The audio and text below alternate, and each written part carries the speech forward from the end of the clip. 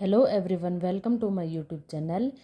आज हम स्टार्ट करने वाले हैं क्लास 7th का 3rd chapter data and handling. अगर आप सब मेरे चैनल पर नए हो तो मेरे चैनल को सब्सक्राइब कर ले ताकि मेरी लेटेस्ट वीडियो की नोटिफिकेशन आपको मिल जाए।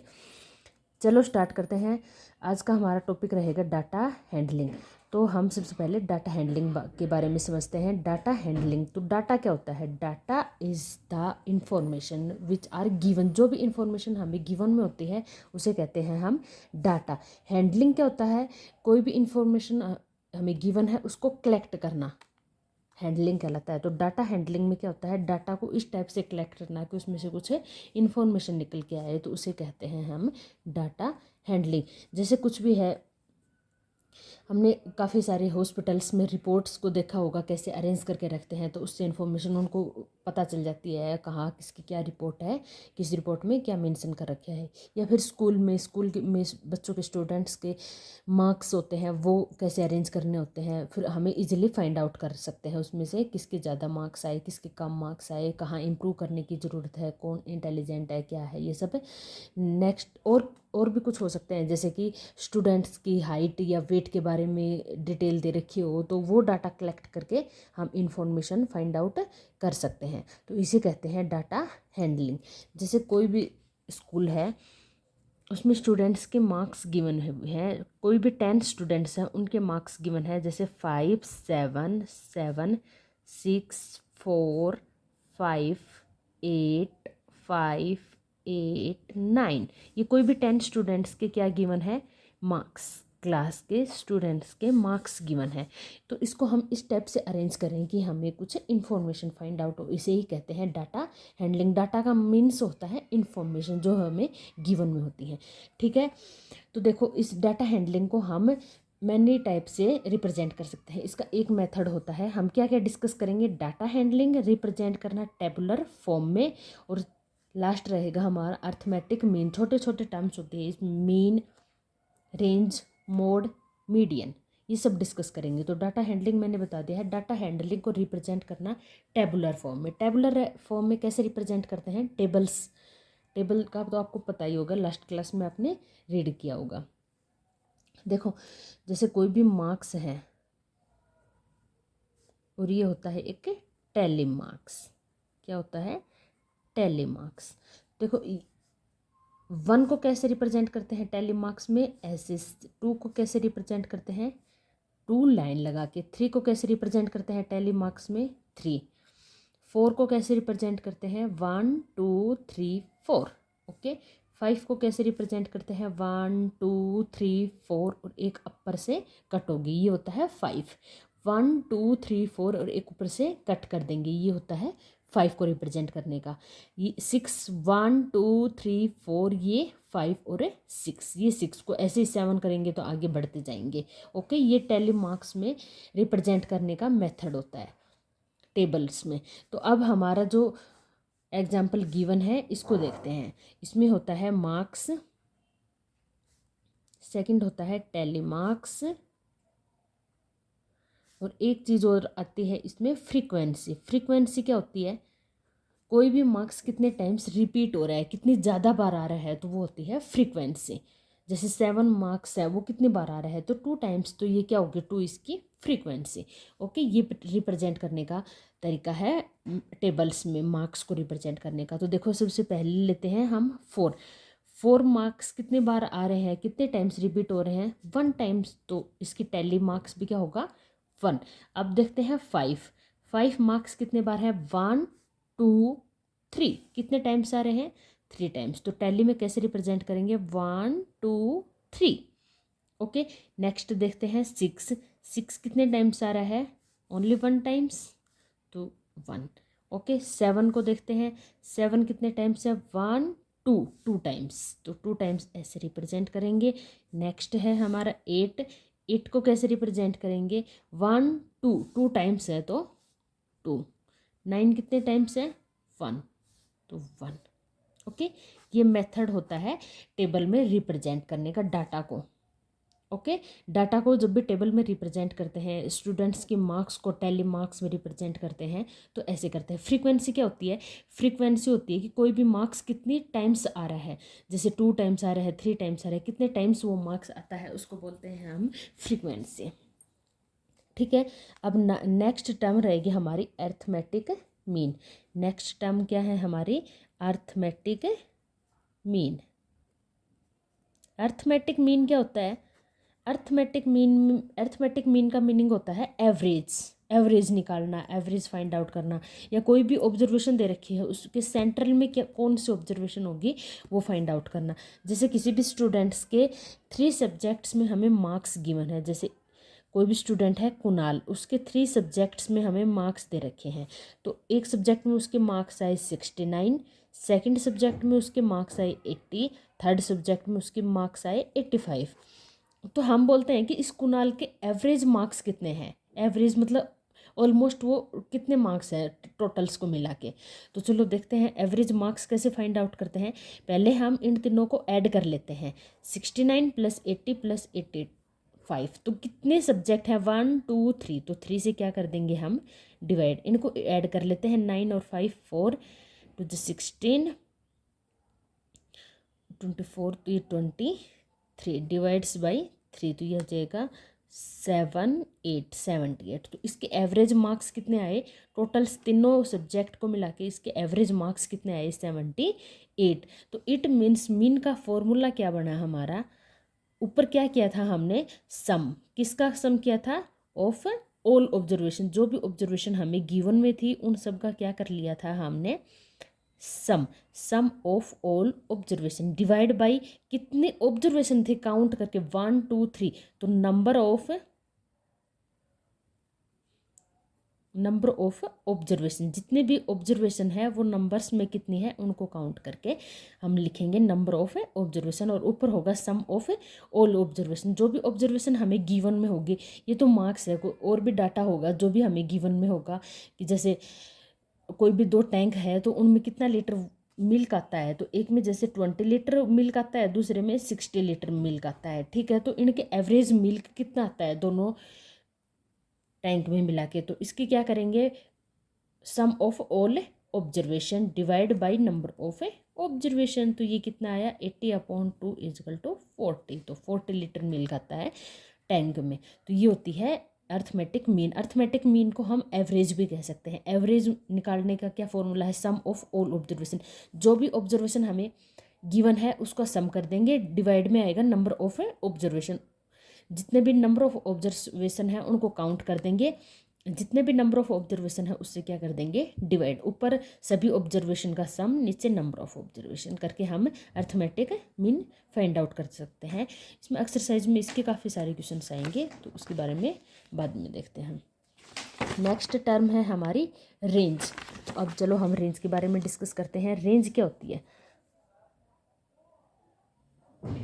रेंज होती है हाईएस्ट ऑब्जर्वेशन।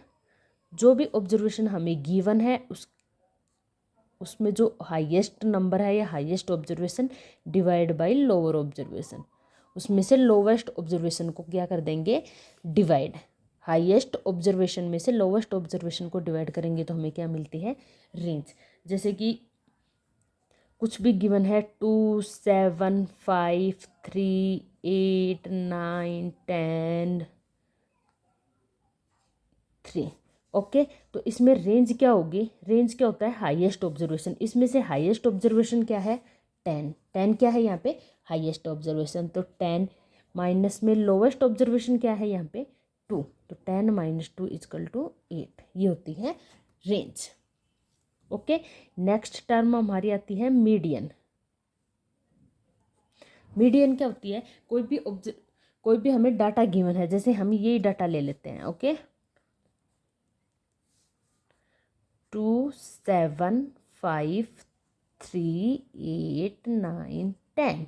ओके, ये डाटा हमें गिवन है। ओके, इसमें हमें मीडियन फाइंड आउट करनी है। तो मीडियन फाइंड आउट करने के लिए सबसे पहले हमें क्या करना पड़ता है? जो भी डाटा गिवन है, जो भी ऑब्जर्वेशन गिवन है, हमें उसको अरेंज करना होता है। किसी भी ऑर्डर में आप अरेंज कर सकते हो। आप असेंडिंग या डिसेंडिंग किसी भी ऑर्डर में आप उसको अरेंज करके और फिर आप मीडियन या मीडियन को फाइंड आउट कर सकते हो इजीली। तो पहले आपको इसको क्या करना पड़ेगा, आपके डाटा को किस में अरेंज करना पड़ेगा, असेंडिंग या डिसेंडिंग ऑर्डर में। तो देखो पहले हम इसको असेंडिंग ऑर्डर में अरेंज करते हैं। तो 2 3 2 3, फिर क्या आएगा 5, फिर 7, फिर 8 9 और 10। मीडियन का मतलब क्या होता है, मिडल टर्म। मीडियन का मतलब क्या होता है, जो मिडल में टर्म है वो।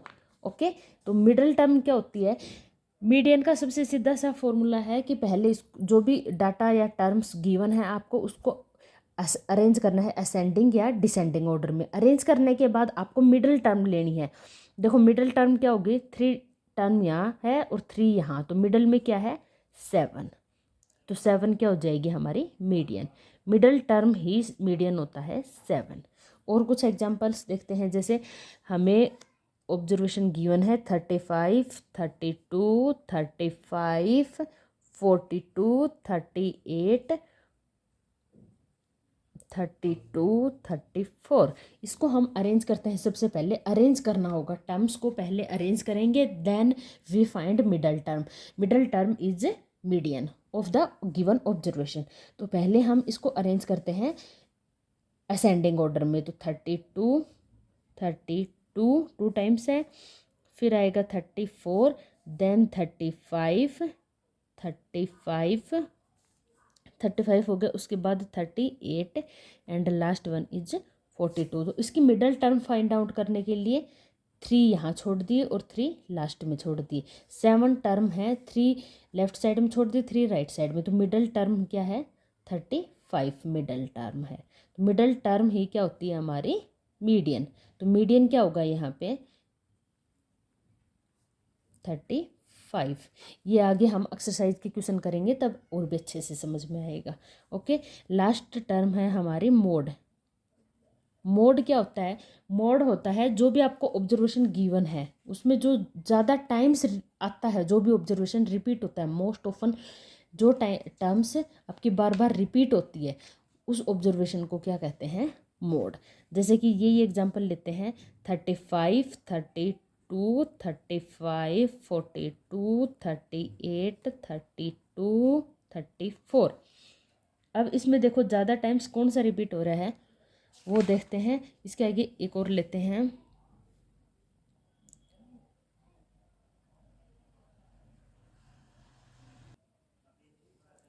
ओके। तो मोड क्या होता है, जो भी ऑब्जर्वेशन ज़्यादा टाइम्स आती है उसे वो होती है, वो ऑब्जर्वेशन ही मोड होती है।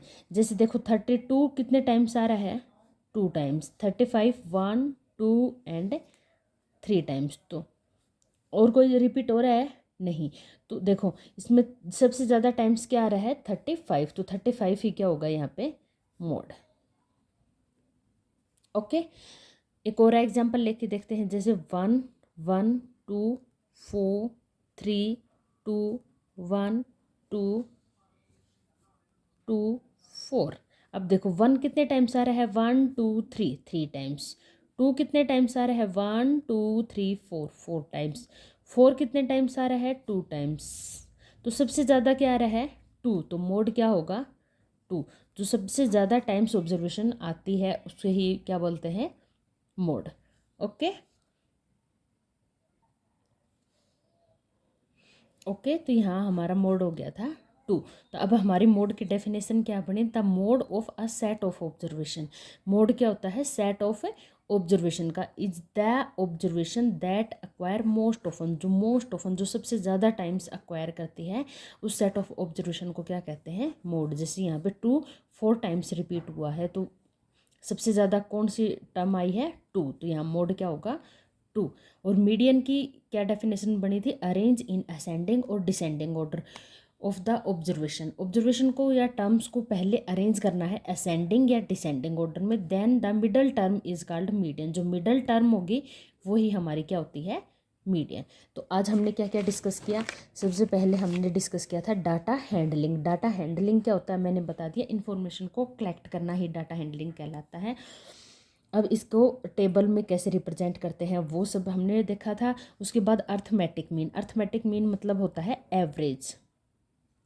अर्थमेटिक मीन का ही सीधा सा क्या मीनिंग होता है, एवरेज।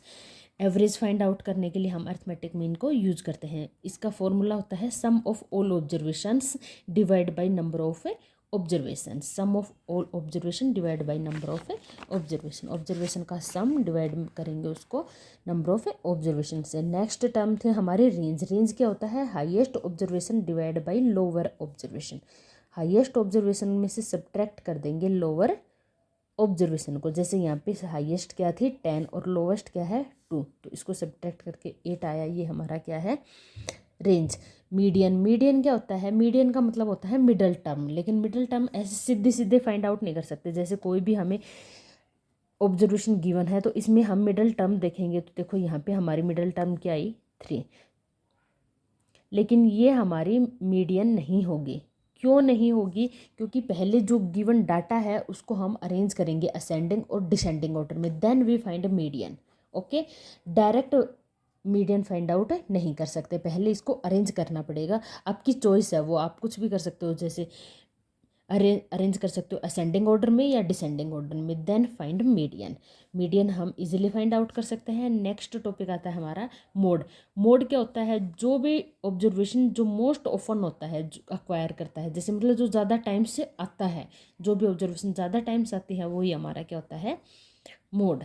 ओके, आई होप आपको ये सब अच्छे से समझ में आ गए होंगे। अब इसमें हम एक्सरसाइज के क्वेश्चन करेंगे तो आप और भी अच्छे से समझ पाओगे। Okay, bye.